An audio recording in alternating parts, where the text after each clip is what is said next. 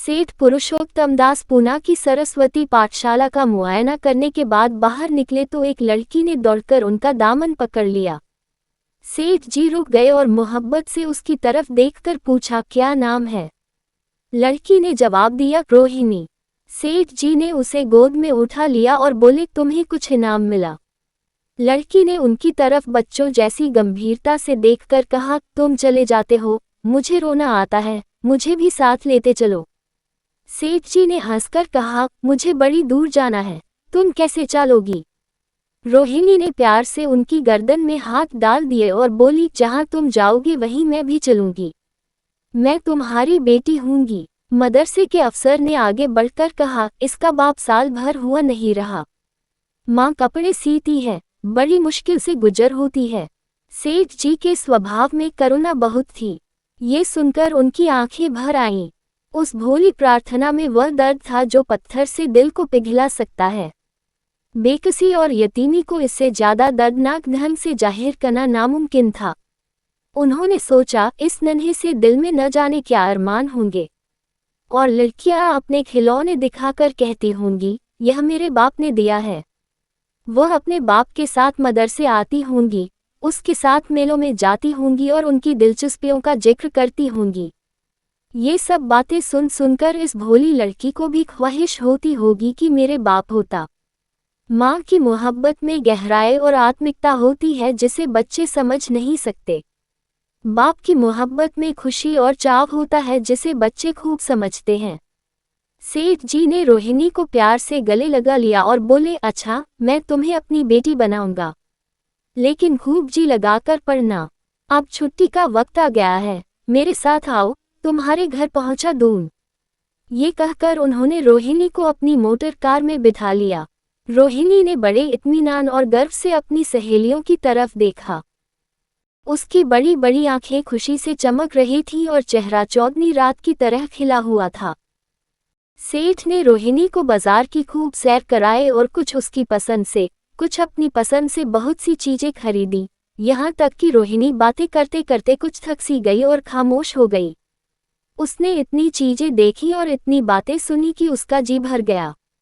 शाम होते होते रोहिणी के घर पहुंचे और मोटर कार से उतरकर रोहिणी को अब कुछ आराम मिला। दरवाजा बंद था। उसकी माँ किसी ग्राहक के घर कपड़े देने गई थी। रोहिणी ने अपने तोहफों को उलटना पलटना शुरू किया। खूबसूरत रबड़ के खिलौने, चीनी की गुड़िया जरा दबाने से चू चू करने लगती और रोहिणी यह प्यारा संगीत सुनकर फूली न समाती थी। रेशमी कपड़े और रंग बिरंगी साड़ियों की कई बंडल थे, लेकिन मखमली बूटे की गुलकारियों ने उसे खूब लुभाया था। उसे उन चीजों के पाने की जितनी खुशी थी, उससे ज्यादा उन्हें अपनी सहेलियों को दिखाने की बेचैनी थी। सुंदरी के जूते अच्छे सही, लेकिन उनमें ऐसे फूल कहाँ हैं? ऐसी गुड़िया उसने कभी देखी भी न होंगी। इन ख्यालों से उसके दिल में उमंग भर आई और वह अपनी मोहिनी आवाज में एक गीत गाने लगी। सेठ जी दरवाजे पर खड़े इन पवित्र दृश्य का हार्दिक आनंद उठा रहे थे। इतने में रोहिणी की माँ रुक्मिणी कपड़ों की एक पोटली लिए हुए आती दिखाई दी।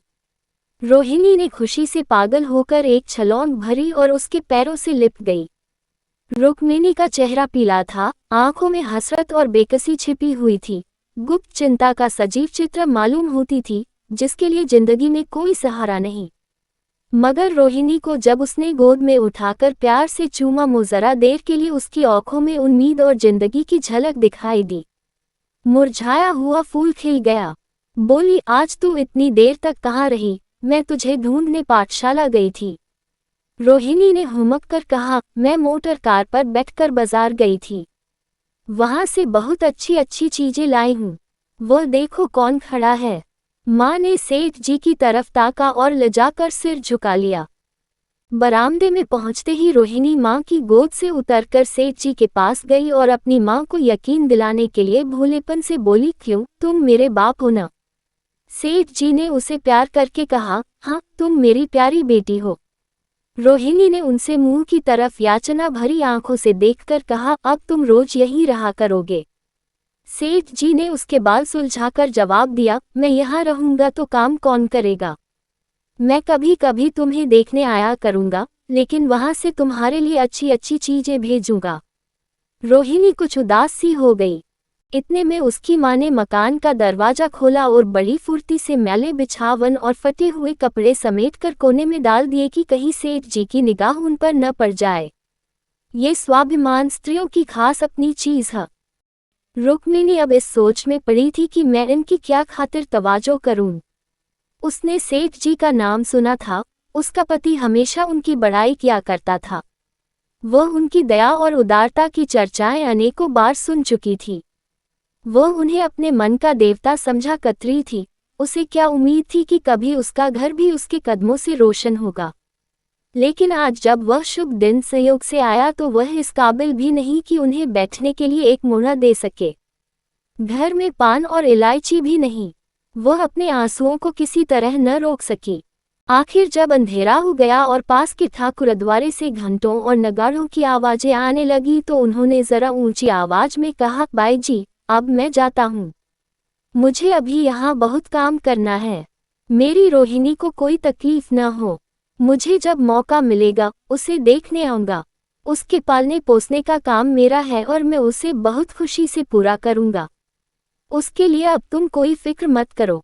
मैंने उसका वजीफा बांध दिया है और यह उसकी पहली किस्त है। ये कहकर उन्होंने अपना खूबसूरत बटुआ निकाला और रुक्मिणी के सामने रख दिया। गरीब औरत की आंखें में आंसू जारी थे। उसका जी बरबस चाहता था कि उसके पैरों को पकड़कर खूब रोए। आज बहुत दिनों के बाद एक सच्चे हमदर्द की आवाज उसके मन में आई थी। जब सेठ जी चले तो उसने दोनों हाथों से प्रणाम किया। उसके हृदय की गहराइयों से प्रार्थना निकली, आपने एक बेबस पर दया की है, ईश्वर आपको इसका बदला दे। दूसरे दिन रोहिणी पाठशाला गई तो उसकी बौकी सज धज आंखों में खुबी जाती थी। उस्तानियों ने उसे बारी बारी प्यार किया और उसकी सहेलियां उसकी एक एक चीज को आश्चर्य से देखती और ललचाती थी। अच्छे कपड़ों से कुछ स्वाभिमान का अनुभव होता है। आज रोहिणी वह गरीब लड़की न रही जो दूसरों की तरफ विवश नेत्रों से देखा करती थी। आज उसकी एक एक क्रिया से शाश्वतोचित गर्व और चंचलता टपकती थी और उसकी जबान एक दम के लिए भी न रुकती थी। कभी मोटर की तेजी का जिक्र था, कभी बाजार की दिलचस्पियों का बयान, कभी अपनी गुलियों के कुशल मंगल की चर्चा थी और कभी अपने बाप की मोहब्बत की दास्तान। दिल था कि उमंगों से भरा हुआ था। एक महीने बाद सेठ पुरुषोत्तम दास ने रोहिणी के लिए फिर तोहफे और रुपये रवाना किए। बेचारी विधवा को उनकी कृपा से जीविका की चिंता से छुट्टी मिली। वह भी रोहिणी के साथ पाठशाला आती और दोनों माँ बेटियां एक ही दर्जे के साथ साथ पढ़ती, लेकिन रोहिणी का नंबर हमेशा माँ से अव्वल रहा। सेठ जी जब पूना की तरफ से निकलते तो रोहिणी को देखने जरूर आते और उनका आगमन उसकी प्रसन्नता और मनोरंजन के लिए महीनों का सामान इकट्ठा कर देता। इसी तरह कई साल गुजर गए और रोहिणी ने जवानी के सुहाने हरे भरे मैदान में पैर रखा, जबकि बचपन की भोली भाली अदाओं में एक खास मतलब और इरादों का दखल हो जाता है। रोहिणी अब आंतरिक और बाह्य सौंदर्य में अपनी पाठशाला की नाक थी। हाव भाव में आकर्षक गंभीरता, बातों में गीत का सा खिंचाव और गीत का सा आत्मिक रस था। कपड़ों में रंगीन सादगी, आंखों में लाज संकोच, विचारों में पवित्रता। जवानी थी मगर घमंड और बनावट और चंचलता से मुक्त। उसमें एक एकाग्रता थी ऊंचे इरादों से पैदा होती है। स्त्रियोचित उत्कर्ष की मंजिलें वह धीरे धीरे तय करती चली जाती थी। सेठ जी के बड़े बेटे नरोत्तम दास कई साल तक अमेरिका और जर्मनी की यूनिवर्सिटियों की खाक छानने के बाद इंजीनियरिंग विभाग में कमाल हासिल करके वापस आए थे। अमेरिका के सबसे प्रतिष्ठित कॉलेज में उन्होंने सम्मान का पद प्राप्त किया था।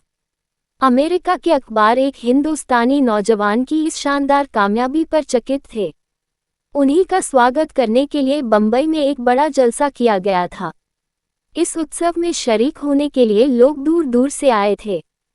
सरस्वती पाठशाला को भी निमंत्रण मिला और रोहिणी को सेठानी जी ने विशेष रूप से आमंत्रित किया। पाठशाला में हफ्तों तैयारियां हुई। रोहिणी को एक दम के लिए भी चैन न था। ये पहला मौका था कि उसने अपने लिए बहुत अच्छे अच्छे कपड़े बनवाए। रंगों के चुनाव में वह मिठास थी, काट छांट में वह फबन जिससे उसकी सुंदरता चमक उठी। सेठानी कौशल्या देवी उसे लेने के लिए रेलवे स्टेशन पर मौजूद थीं। रोहिणी गाड़ी से उतरते ही उनके पैरों की तरफ झुकी, लेकिन उन्होंने उसे छाती से लगा लिया और इस तरह प्यार किया कि जैसे वह उनकी बेटी है। वह उसे बार बार देखती थी और आंखों से गर्व और प्रेम टपक पड़ता था। इस जलसे के लिए ठीक समुंदर के किनारे एक हरे भरे सुहाने मैदान में एक लंबा चौड़ा शामियाना लगाया गया था। एक तरफ आदमियों का समुद्र उमड़ा हुआ था, दूसरी तरफ समुद्र की लहरें उमड़ रही थीं, गोया वह भी इस खुशी में शरीक थी। जब उपस्थित लोगों ने रोहिणी बाई के आने की खबर सुनी तो हजारों आदमी उसे देखने के लिए खड़े हो गए।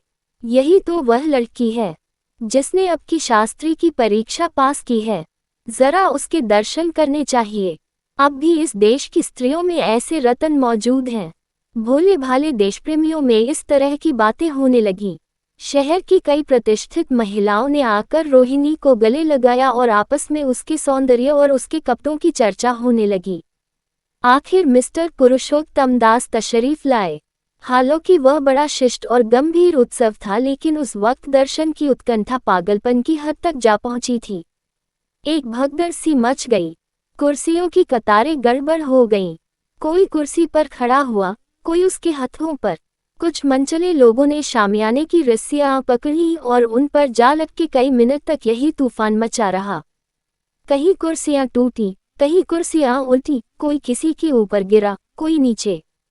ज्यादा तेज लोगों में धौल धप्पा होने लगा। तब बीन की सुहानी आवाजें आने लगीं। रोहिणी ने अपनी मंडली के साथ देशप्रेम में डूबा हुआ गीत शुरू किया। सारे उपस्थित लोग बिल्कुल शांत थे और उस समय वह सुरीला राग, उसकी कोमलता और स्वच्छता, उसकी प्रभावशाली मधुरता, उसकी उत्साह भरी वाणी दिलों पर वह नशा सा पैदा कर रही थी जिससे प्रेम की लहरें उठती हैं, जो दिल से बुराइयों को मिटाता है और उससे जिंदगी की हमेशा याद रहने वाली यादगारें पैदा हो जाती हैं।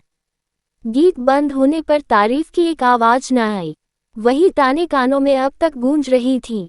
गाने के बाद विभिन्न संस्थाओं की तरफ से अभिनंदन पेश हुए और तब नरोत्तम दास लोगों को धन्यवाद देने के लिए खड़े हुए। लेकिन उनके भाषण से लोगों को थोड़ी निराशा हुई। यो दोस्तों की मंडली में उनकी वक्तृता के आवेग और प्रवाह की कोई सीमा न थी, लेकिन सार्वजनिक सभा के सामने खड़े होते ही शब्द और विचार दोनों ही उनसे बेवफाई कर जाते थे। उन्होंने बड़ी बड़ी मुश्किल से धन्यवाद के कुछ शब्द कहे और तब अपनी योग्यता की लज्जित स्वीकृति के साथ अपनी जगह पर आ बैठे। कितने ही लोग उनकी योग्यता पर ज्ञानियों की तरह सिर हिलाने लगे। अब जलसा खत्म होने का वक्त आया। वह रेशमी हार जो सरस्वती पाठशाला की ओर से भेजा गया था, मेज पर रखा हुआ था। उसे हीरो के गले में कौन डाले? प्रेसिडेंट ने महिलाओं की पंक्ति की ओर नजर दौड़ाई। चुनने वाली आंख रोहिणी पर पड़ी और ठहर गई। उसकी छाती धड़कने लगी, लेकिन उत्सव के सभापति के आदेश का पालन आवश्यक था। वह सर झुकाए हुए मेज के पास आई और कांपते हाथों से हार को उठा लिया। एक क्षण के लिए दोनों की आंखें मिली और रोहिणी ने नरोत्तम दास के गले में हार डाल दिया। दूसरे दिन सरस्वती पाठशाला के मेहमान विदा हुए, लेकिन कौशल्या देवी ने रोहिणी को न जाने दिया। बोली, अभी तुम्हें देखने से जी नहीं भरा, तुम्हें यहाँ एक हफ्ता रहना होगा। आखिर मैं भी तो तुम्हारी माँ हूँ। एक माँ से इतना प्यार और दूसरी माँ से इतना अलगाव। रोहिणी कुछ जवाब न दे सकी। ये सारा हफ्ता कौशल्या देवी ने उसकी विदाई की तैयारियों में खर्च किया। 7वें दिन उसे विदा करने के लिए स्टेशन तक आई। चलते वक्त उससे गले मिली और बहुत कोशिश करने पर भी आंसुओं को न रोक सकी। नरोत्तम दास भी आए थे। उनका चेहरा उदास था। कौशल्या ने उनकी तरफ सहानुभूतिपूर्ण आंखों से देखकर कहा, मुझे ये तो ख्याल ही न रहा, रोहिणी क्या यहाँ से पूना तक अकेली जाएगी? क्या हर्ज है? तुम ही चले जाओ, शाम की गाड़ी से लौट आना। नरोत्तम दास के चेहरे पर खुशी की लहर दौड़ गई, जो इन शब्दों में न छिप सकी। अच्छा, मैं ही चला जाऊंगा। वह इस फिक्र में थे कि देखें विदाई की बातचीत का मौका भी मिलता है या नहीं। अब वह खूब जी भरकर अपना दर्दे दिल सुनाएंगे और मुमकिन हुआ तो उस लाज संकोच को, जो उदासीनता के पर्दे में छिपी हुई है, मिटा देंगे। रुक्मिणी को अब रोहिणी की शादी की फिक्र पैदा हुई। पड़ोस की औरतों में इसकी चर्चा होने लगी थी। लड़की इतनी सयानी हो गई है, अब क्या बुढ़ापे में ब्याह होगा?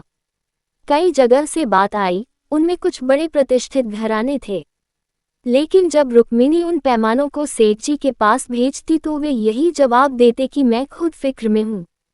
रुक्मिणी को उनकी यह टाल मटोल बुरी मालूम होती थी।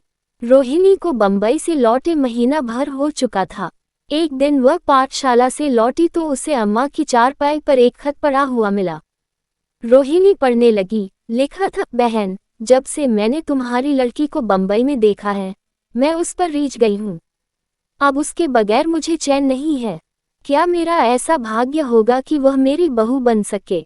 मैं गरीब हूँ लेकिन मैंने सेठ जी को राजी कर लिया है। तुम भी मेरी यह विनती कबूल करो। मैं तुम्हारी लड़की को चाहे फूलों की सेज पर न सुला सकूं, लेकिन इस घर का एक आदमी उसे आंखों की पुतली बनाकर रखेगा।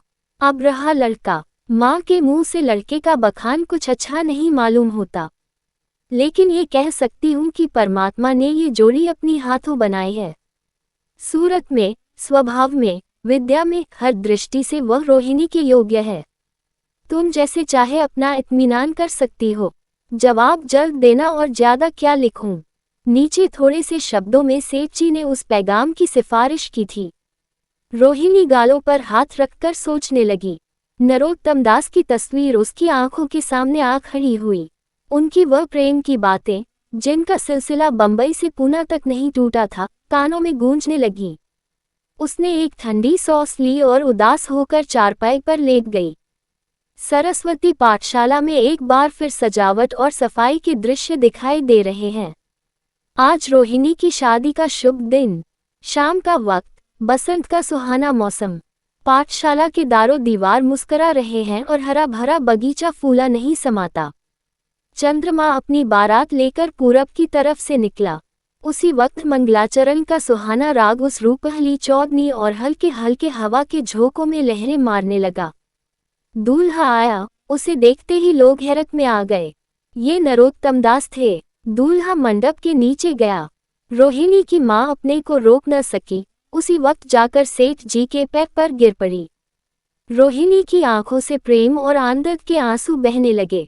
मंडप के नीचे हवन कुंड बना था। हवन शुरू हुआ, खुशबू की लपेटें हवा में उठी और सारा मैदान महक गया।